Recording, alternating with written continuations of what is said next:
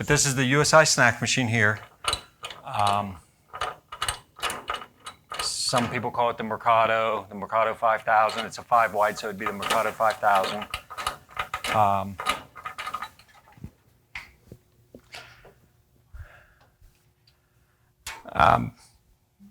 It's basically like most any snack machine as far as loading it. Yeah,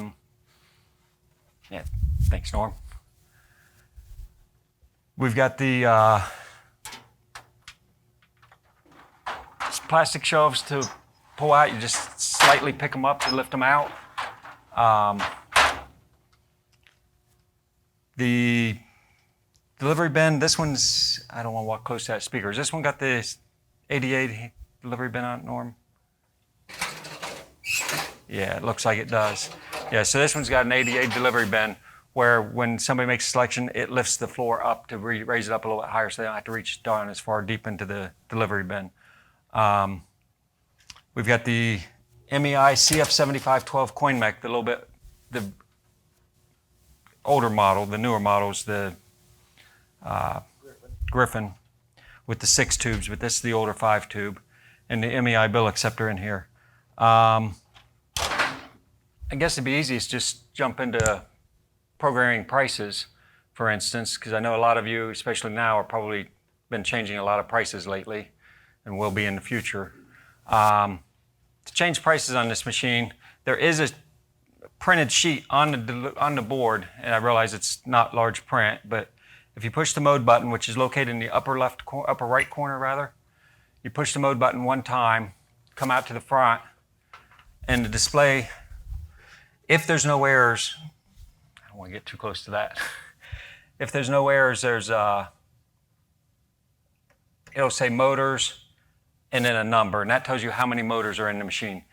If you want to home your motors, at that point, all you do is hit number 2, and it will home all the motors that are out of home position. So if you've got a motor that's not in home position, hit your mode button, hit number 2, it'll take off and home all those motors so that they all get back to home position before you load it. That way everything's back to normal. Yeah. When you hit that home button and it does that, do you have to stick your hand down in there and trip the No. old knife?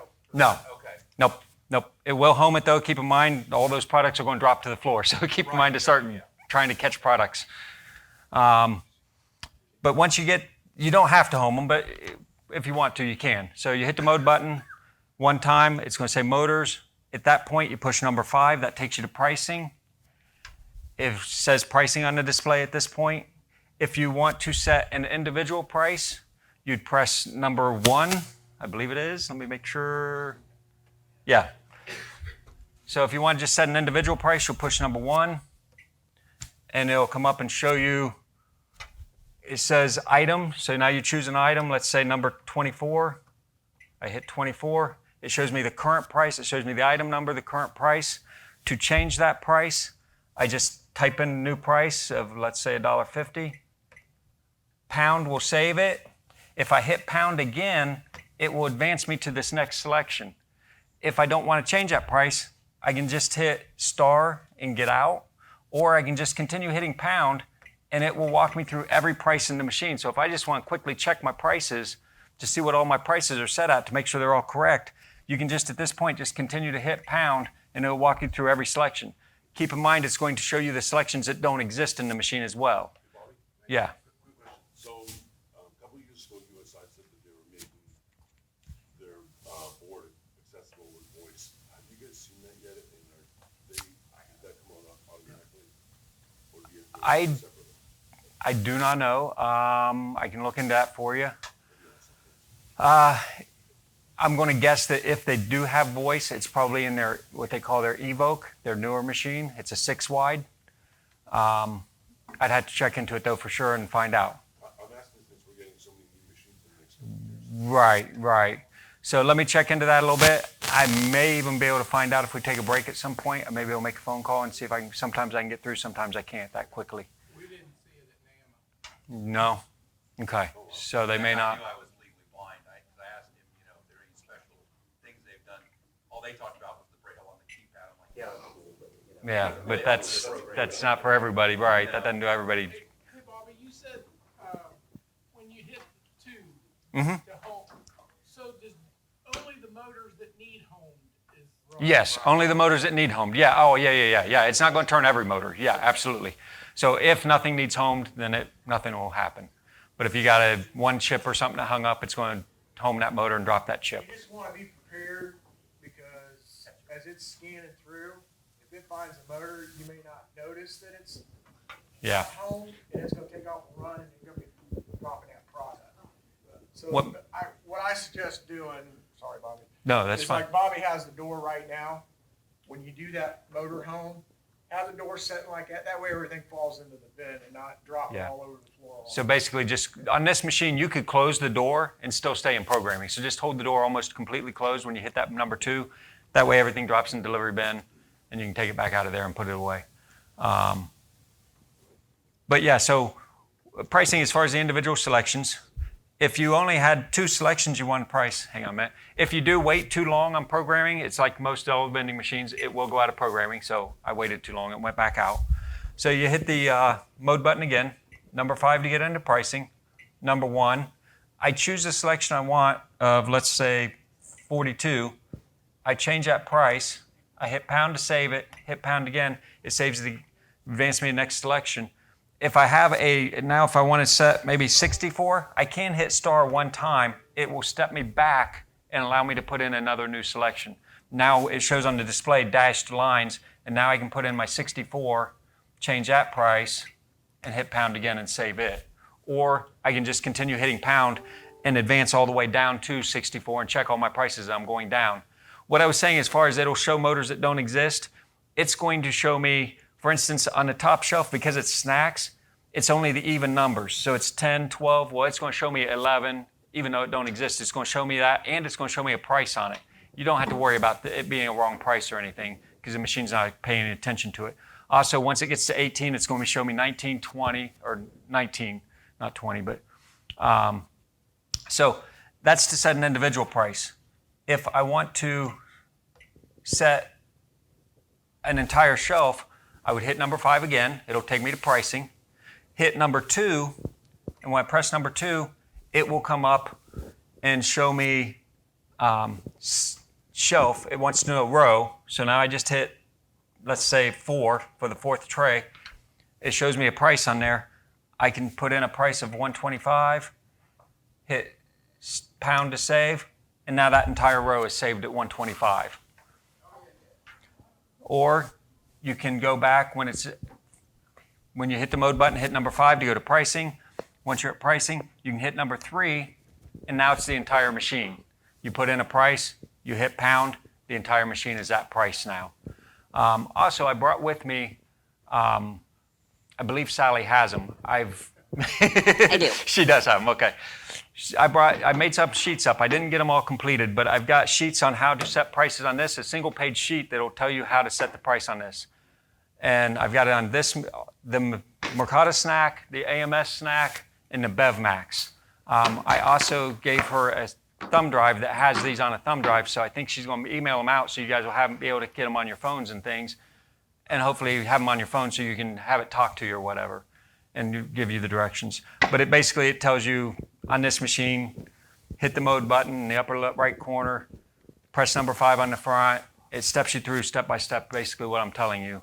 But I've made up an actual sheet. This machine, there's 3 sheets, one for the single price, one for the row, and one for the entire machine.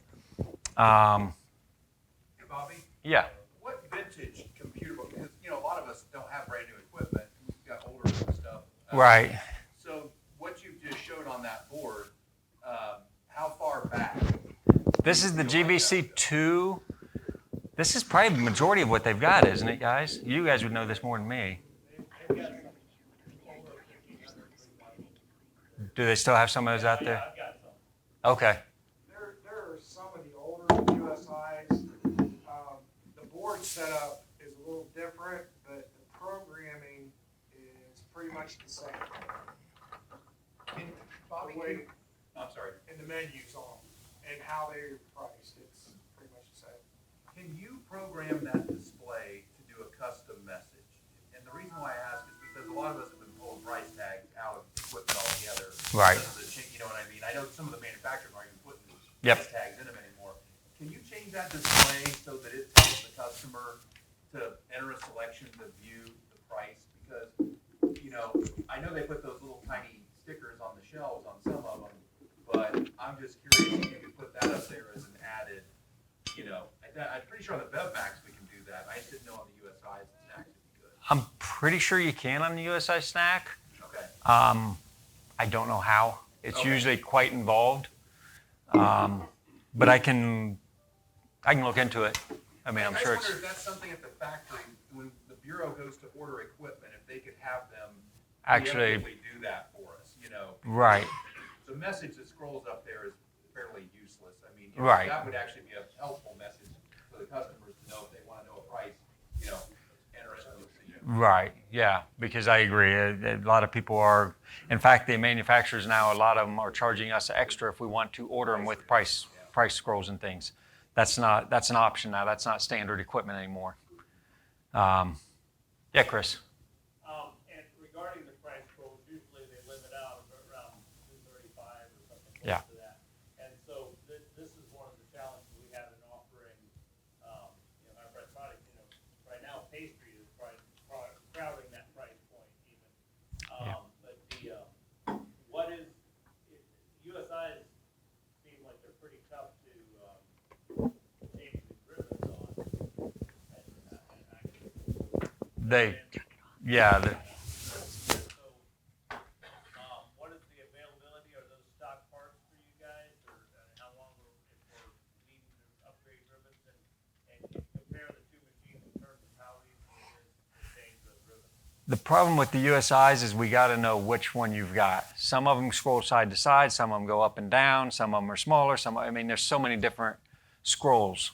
It's hard to find. We try to make sure when we do them in the shop before they go out that we can hit at least up close to $3 on a snack machine. But a lot of these machines were built prior to a time when prices were going that high, so they just aren't available.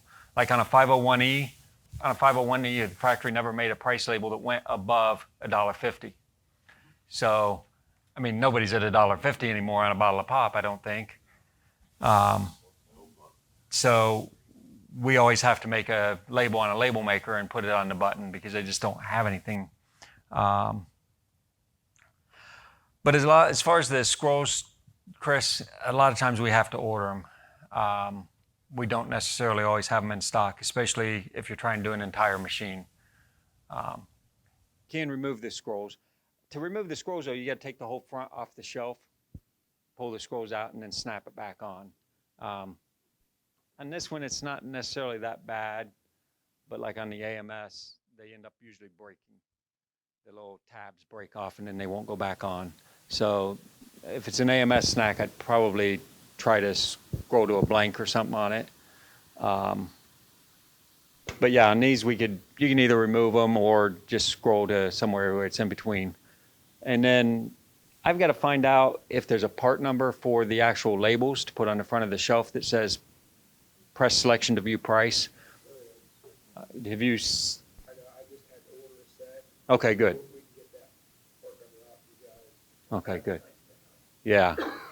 Yeah, because unfortunately what fits a USI doesn't fit an AMS, and what fits an AMS don't fit an AP, or well, the AP never. With that label, it's specific to the model of the machine. Some of these Yeah.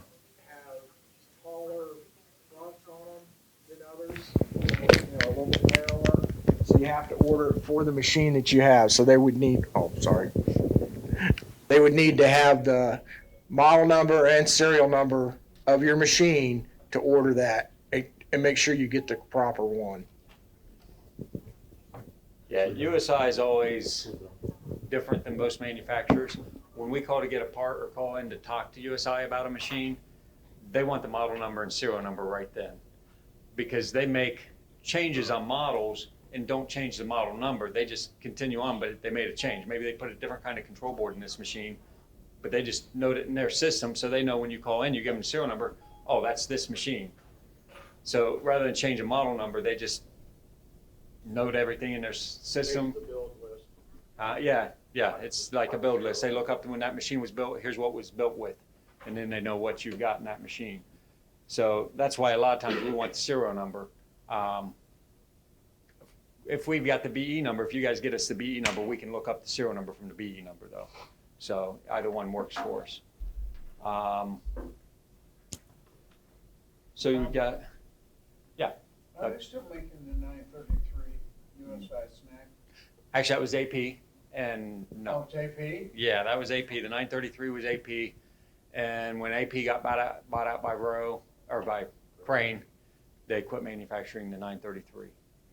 So no, it went away quite a few years ago, unfortunately. Yeah, Chris. Real quick one, regarding AMS versus USI in terms of parts availability. It seems to me that when we've had to order equipment, parts for my USI machines, it's been a pretty difficult timeline. Are you finding that there's any difference in those two manufacturers? Because this might impact operators' choice of what kind of equipment we're asking BSPI to buy for us. Right. So, because downtime costs us lots of money. Right. And my impression right now is USI is not doing a really good job of parts control. Yeah, I would agree. When I order parts for equipment, it seems like the AMS equipment parts do come in quicker than the USI.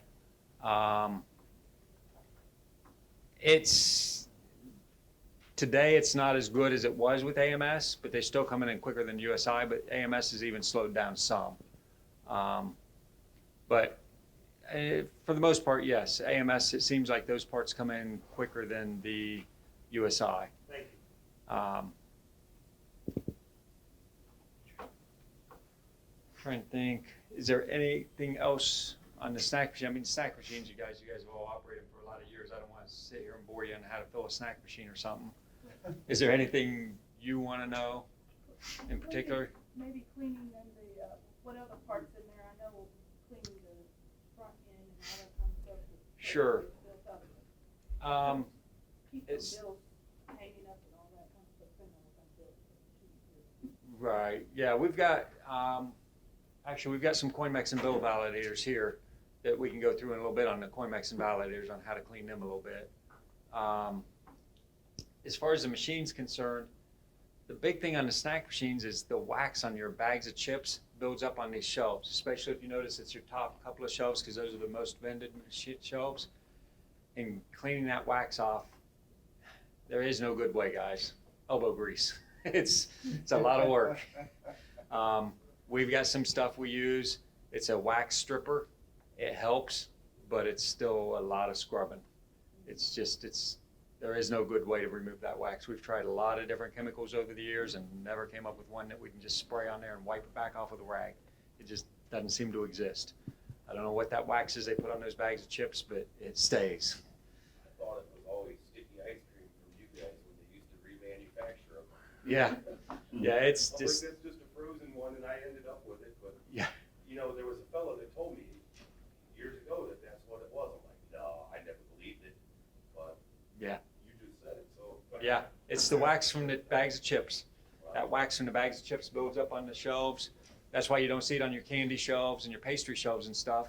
It's only on your chip shelves, and it's on your top two mostly because those are the ones that vend the most. And so those are where we have the most trouble cleaning, are those two shelves. But yeah, it's that wax is just, we use some stuff that comes in an aerosol can called Powerhouse. And it's an aerosol, you spray it on, let it sit for a few minutes, and then scrub it off. But even with that, it helps, but it's still difficult to get off.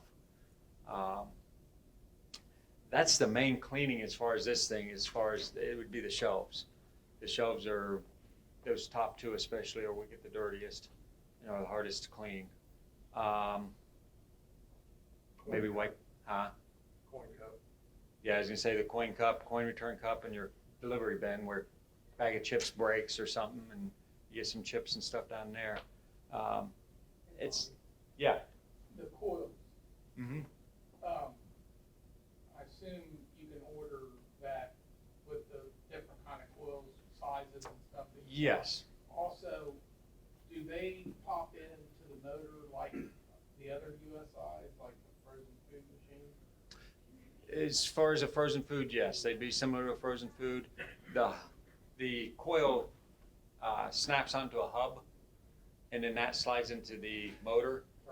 Turns, yep, snaps, yep. And usually we'll change the whole hub and spiral together.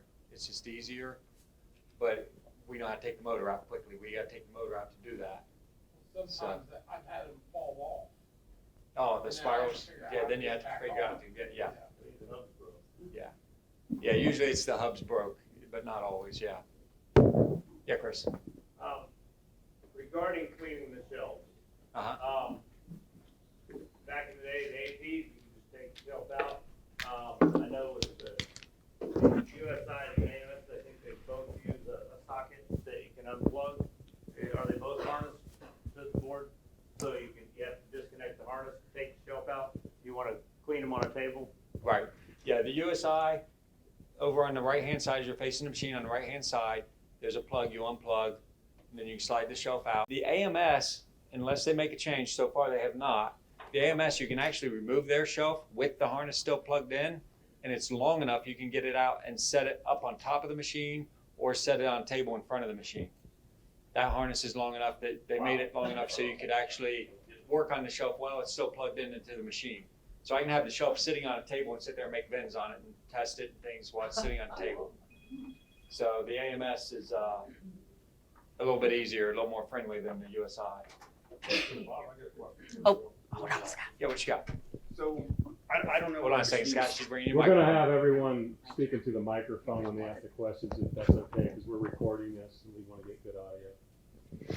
So I'm not sure what machines you have up there. Do you have any combis that you're showing us today? Today we do not have, no, nothing Okay. here is a combination. No. So can I ask you a question about a combi though? No, I'm kidding. Go ahead, Scott. What do you got? So I have problems with both the AMS and the USI.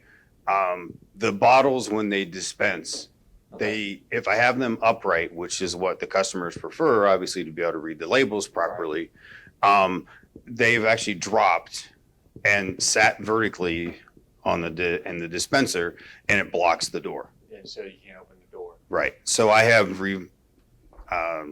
changed and inverted the bottles. Is there any other recommendations? Because I have them seated properly in the coils and they're leaning back, and I still have an issue if they're standing upright. What do you think about it? Pusher snore. Unfortunately, we're basically talking about a machine that was designed to bend snacks. The machine was not originally designed to bend pop, okay? I want to start there. One thing that we cannot control with this, or you, is when that bottle comes out or product comes out, and going on what you have told me, I have actually seen it. I know Jim has seen it. Product hits that bin, it stands up. Most of these now, the USIs, they have a tapered bottom in the bin for the ADA compliance. So when the product hits that, it tends not to stand up. It lays over, but it still can happen. Most of the manufacturers are telling people to invert the bottles and drop them on the cap. But if you've got a combo machine, it's not so bad on the bottom shelf, on the fifth shelf. Most of the combos are only 5 shelf. But if it's up there on that 4th shelf, the higher you have that bottle and you drop it on that lid, what do you think's gonna happen? And I've seen it a lot where it lands just right on that cap, it breaks, you're spraying pop everywhere. The only thing I could suggest as far as your pop, we could try adjusting the timing of the spiral to maybe kick the bottom of that bottle out further, so when it lands at an angle and then drops instead of standing up. I mean, that's a possibility, but still, there's no way we could guarantee it's not going to happen again. And it is a common problem. We see it a lot. And that's why I started off with telling you, we're working with a machine that's designed to sell snacks and candy bar, chips and candy bars, and we're adapting it to sell pop. That's just one of the things. That problem I see more with the AMS machines because their bins, the bottom of them are flat, more so than the USIs. The newer machines, like I said, even this one, if you was to look at the bin, the bottom of it's at an angle. And when you open the door, then it raises up so people don't have to reach down as far. So why does the bin raise up? Why don't they just leave it at that higher surface level? Is there a reason? Because the product would block the door from opening. Okay. So. All right, it's when the door opens, that's when it raises up. Yeah, All right. yeah. That's what As you raises open the it door, it raises it up, but the door opens past it. Okay. Otherwise, the product would block the door. So that's why they have to do it that way. Hmm. You may be able to try, like you say, Scott, some product pushers on the end of the spiral to kind of kick the bottom of the bottle out Okay. quicker. Might even want to work with them and maybe try it in different positions and see if there's one position. Maybe it might not be at the bottom. Maybe at the top to kick the top over faster. Unfortunately, it's really hard to reproduce. Only I know, yeah, you just it don't get phone happen calls that from often. customers that, Yeah. and I've had it happen with both AMS and USI, unfortunately. Okay. And it may be also, what he was talking about, the angled delivery bins are the newer ADA compliant bins. The older ones are flat, like the AMS is. Is there any type of insert that we could put, if it is a flat bottom, is there an insert that we could put in there that would angle it and encourage the bottle to Not fall really, over? because then you're going to impede the door, the delivery door opening. Right. Raising that bottom up and it's Okay. gonna interfere. So, All right, thank you. Bobby, couple of things on that. The shelves, as far as taking them out, about the latches on the rails, you can't get those out unless you move those latches up on the rails, oh, The ramps. yeah. the ramps. That and the coin mech, you might want to show them how it pulls out, because people, if some don't have that kind of machine and they get one, show them how it slides out to easy access it and make sure that it's pushed in and snapped in when they shut the door so it doesn't bend all the guides. What he's referring to on the USI snack machines, their coin mech is on a slide mechanism. So it actually slides out. So you can fill it, take the cassette out and fill it and things. And so, but when you're done, make sure you push it in, because if you don't, when you close the door, it hits this sidewall and it'll bend that bracket and then you're not closing your machine anymore. So yeah, just make sure that, but that slides in and out. And it snaps in. And what he's talking about on the shelves, on the USI, an AMS, you pick up the back of the shelf a little bit, pull it forward, and you remove the entire shelf. On an AMS, or USI rather, I'm sorry. On the USI, you would have to unplug the shelf. You lift it up, and there's little ramps, one on either side. You have to push those up. Now you can remove the shelf. If you don't do that, the shelf won't come out. Those little ramps are hard to adjust. Those little ramps serve two purposes. It's when they're down, it keeps your shelf from coming all the way out of the machine when you're filling it.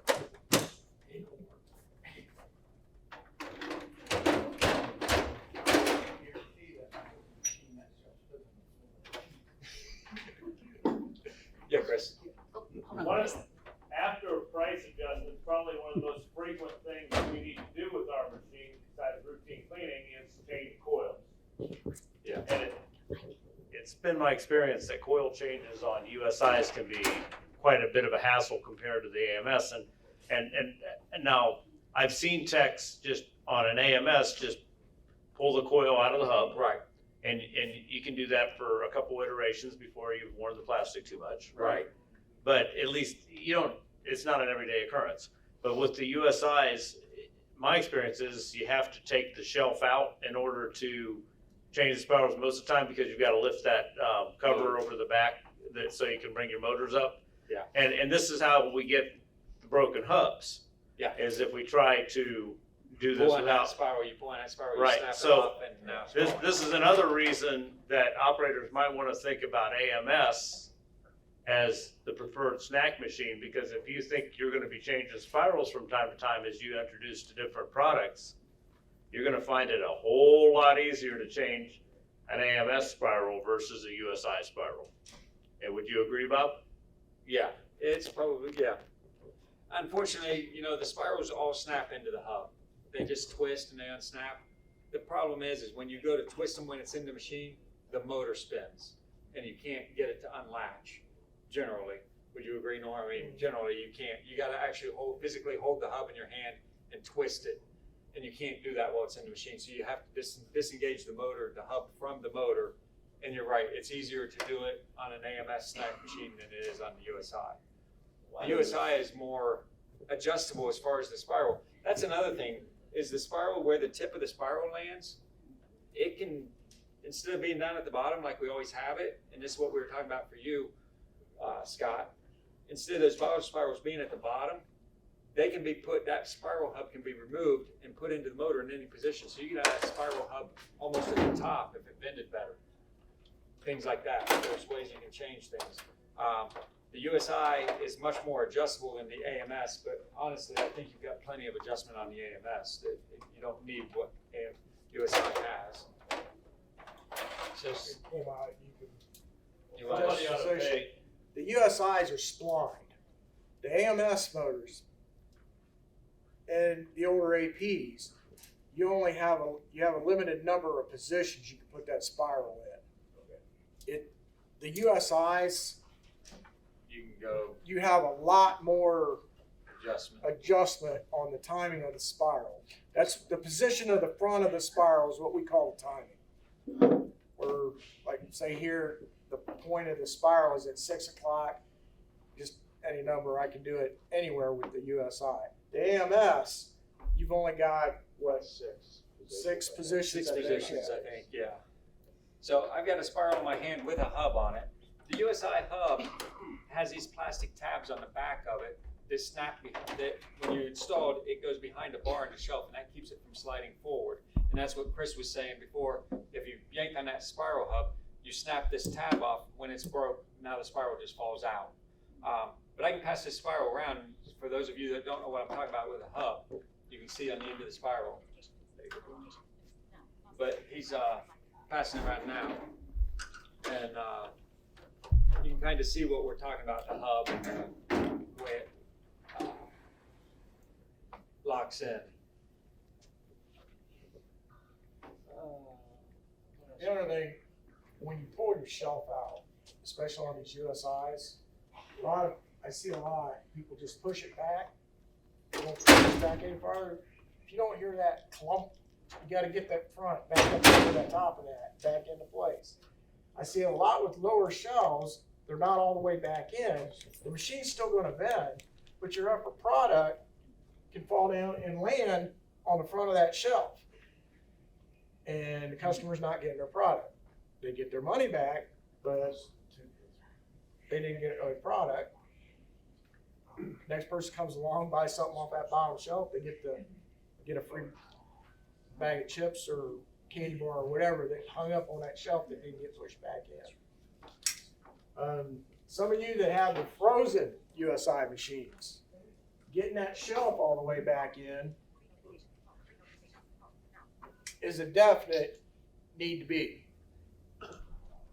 I see a lot where frozen shelves get jumped off track, backs of them hang down, they're not, when you put them back in, a lot of that is caused by having that shelf out, not paying attention, letting that door come closed on that shelf, because it hits that shelf, and after a period of time hitting that shelf like that, it bends the rails or gets them twisted out of shape. We have to go back in there, straighten them rails to get the shelves to go back in the proper way. So you always want to make sure that you have your shelves back in good before you close the door. Not to make, and the same thing like Bobby was saying about the coin mech sliding in and out. Make sure that latches into place before you close that door. If it hits, you're either going to bend the bracket here or it's going to break the runners. I also see sometimes the cash box slides out a little bit, doesn't get slid back all the way, and it catches also. So if you go to close that door and it gets about 6 inches from being closed and it starts giving you hesitation, something not quite right, you're pushing too hard, check your cash box and your coin, make sure it slid all the way back in there. Trying to think what else.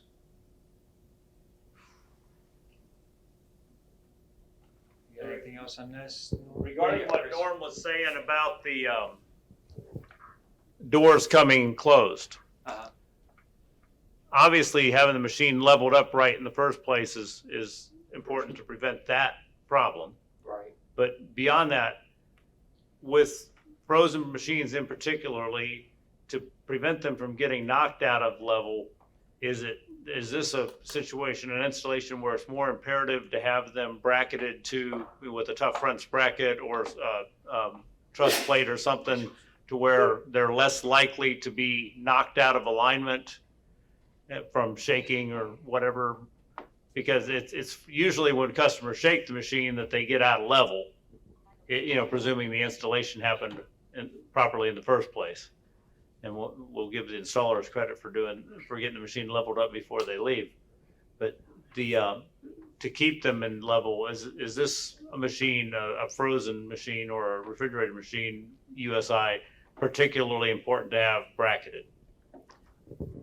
With the USI Frozens, it's not so much a problem with the leveling.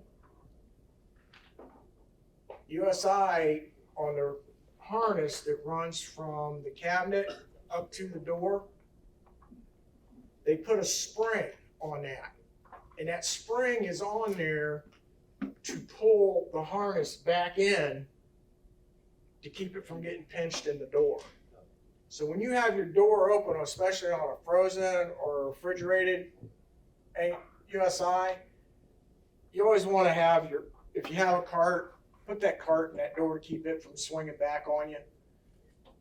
That's the best suggestion, because if we pull that spring off that harness, and we see it a lot, you close the door, the harness will get caught between the door and the cabinet. You're creating an air leak.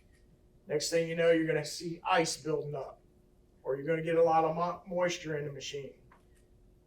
You see it all the time. Same thing with coin mechs. The harness on that coin mech. I can't tell you how many times I've gone out, I'm getting frost built up. I open up the door, first thing I see, coin mech harness is stuck. It's caught between the gasket and the cabinet.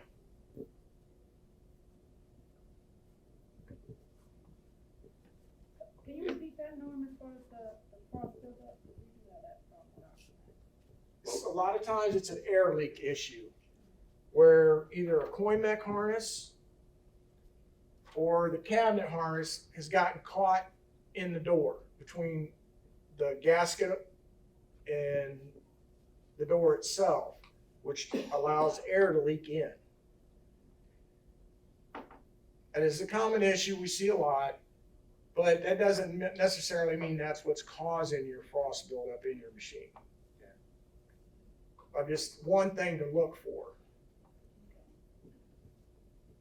Yeah, unfortunately, the Frozen's, the door gasket goes bad, and then we get frost buildup around that gasket. Sometimes it's a lot worse than others. Yeah, Kurt. I'm not a big fan of Frozen. Hey, Bobby. Yeah. She's bringing it. Oh, I am. Yeah, it's not me. It's the recording. So, Bobby, a couple things real quick. How reliable is that motorized coin return? I don't know if everybody realizes that, but that's what that is, right? That's one of those. It's a motorized coin return. Right. Have you guys had a lot of trouble with those burning out or wearing out, or has that not been an issue? No, I don't think I've ever replaced one. Okay. You guys? I've changed two.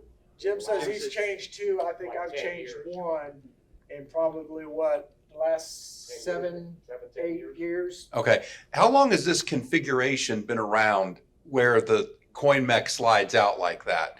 Because believe it or not, that is definitely preferable to the old way of them burying it clear back in the back of that door. But how long have they been doing that? I'd say a good 6 years. Okay. At least. So, Bobby, I know you guys are not in charge of parts, but and to Chris's point with parts availability, since Schaefer is getting ready to sell the state Mhm. all this equipment, and obviously AMS, USI, whatever, are going to be the two main ones, obviously, that are choices. Are they going to make an effort to stock some of these commonly used parts that you know you're going to have go out, motors and computer boards and, you know, vent sensors, you know, compressors if they're chilled or frozen, you know, because again, when we're being asked to tell our, you know, consultants what we'd prefer on equipment, well, I'm like Chris, the one I prefer is the one I can get fixed the easiest, you know. Right. So and you may not know the answer to that, because like I said, I know you guys aren't in charge of parts, but Right, I don't, but I can look into it and see what I can find out and see if, see what the plan is. I mean, obviously, they try to stock the parts that we use the most. So obviously, if we're selling more USI and more Mercado, we're gonna be using more parts, so I would assume that what they do is they go off the computer, and the computer sees the sales and tells them how many of each item to stock and things. But yeah, we need to start figuring out, because it's not going to know for some time that we need all these parts because they're all brand new out on the street. But yeah, I will talk to Terry and Chuck and some of these guys and see if we can't get some logic boards and some of the more common parts. Well, new doesn't mean it won't break. No, absolutely not. No. And just so you know, Chris, or Jeff, that coin return motor, all that is a snack machine. It's just a spiral motor. Oh, It's just a spiral motor. is so all we it could is. throw a spiral motor on there Yep. if we had them, right? Okay. Yep, it's just a different hub on it. They just mounted a different hub onto it, that's all. So it's the same motor that the manufacturers, when they can, they try not to design a new motor or something. They try to reuse things as much as they can. Years ago, they didn't. Years ago, every time something changed, everything changed. But nowadays, they try to make it. Crane, for instance, even tries to use the same logic board between multiple machines, just change the software.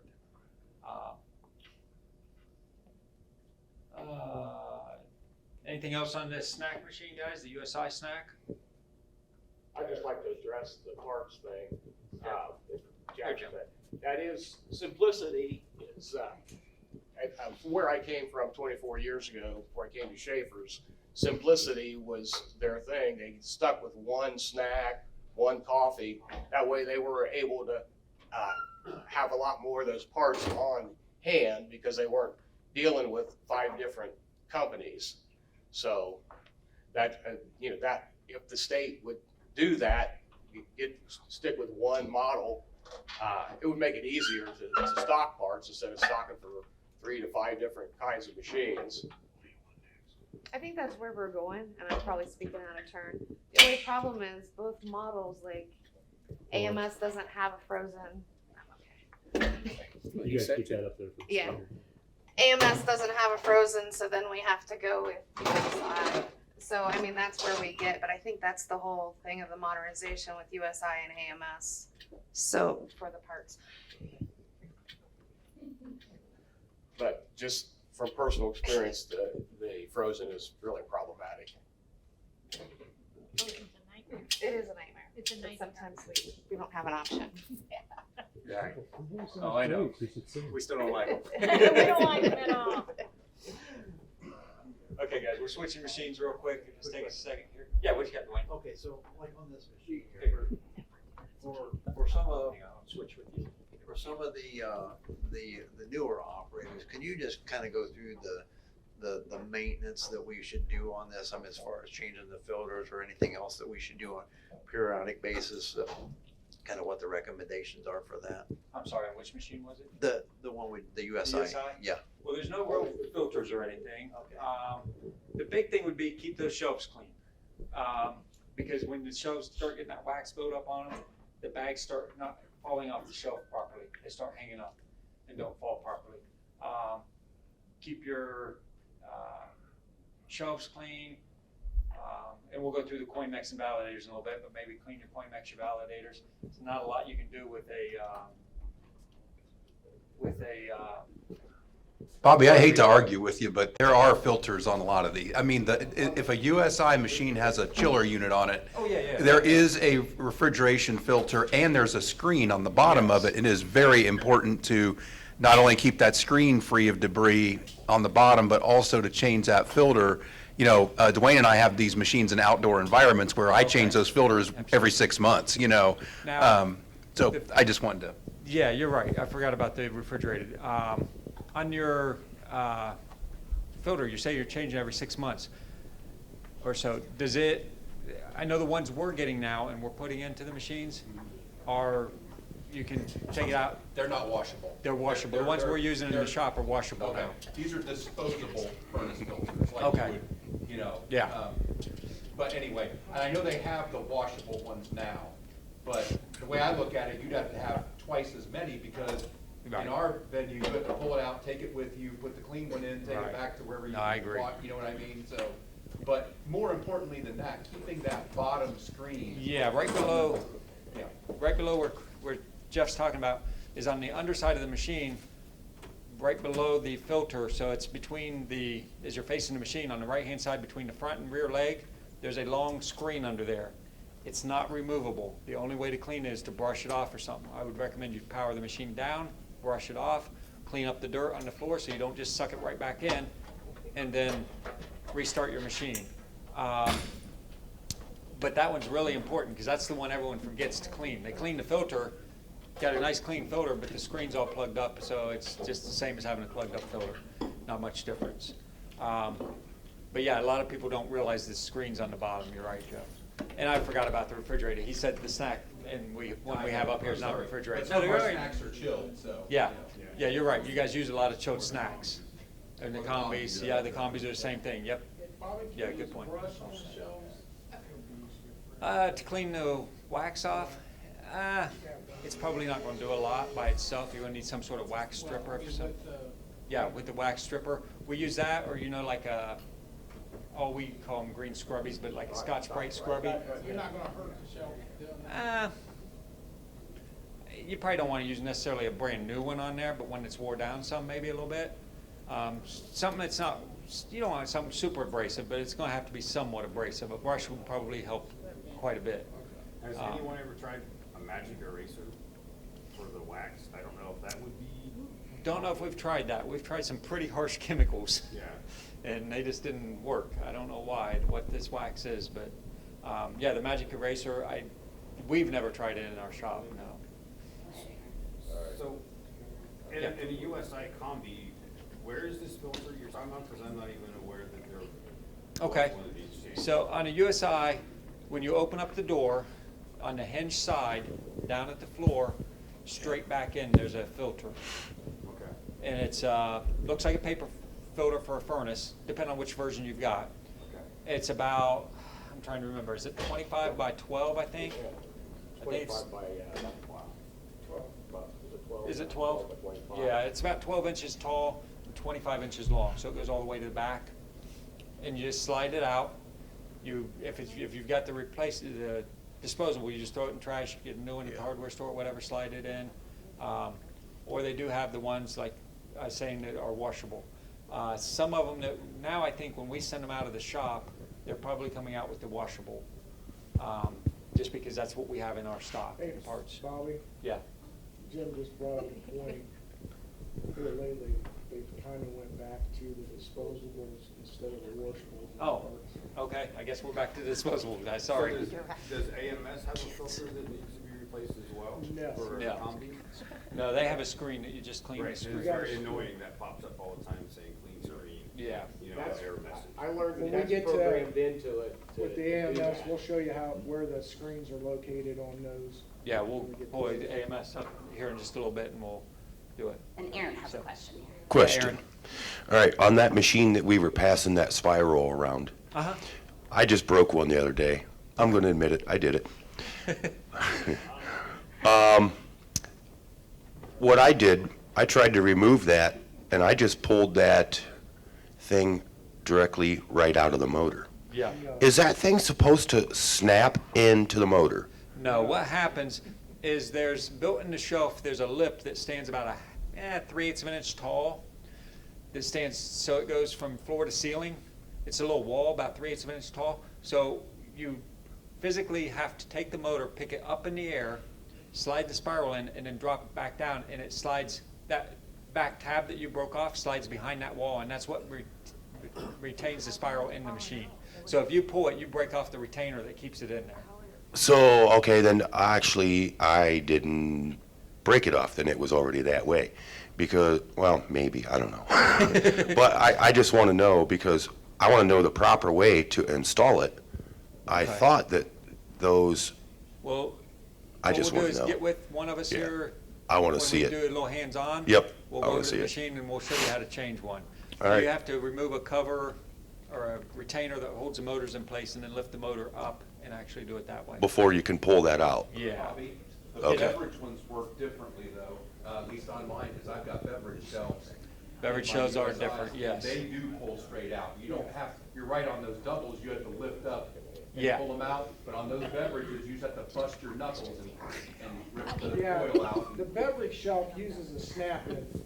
Right, retainer. yep, and that's what I Most of wanted your to. snacks, and with Aaron, on his machine, on the frozen, it's gonna be different than the way this snack machine here is. Those motors snap into place, where the motors in this machine, you have it covered, you pull off, and then you can raise the motors to put your, so what you have there is gonna be a little bit different, and we don't have anything with us today to kind of, Show you, to yeah. show you exactly how to do it. Well, the I back mean, of that, the back of my spiral looks exactly like that. Yeah, Yeah. it will. Yeah, it's They just the make way you two take the different motor style loose. motors, Yeah. believe it or not.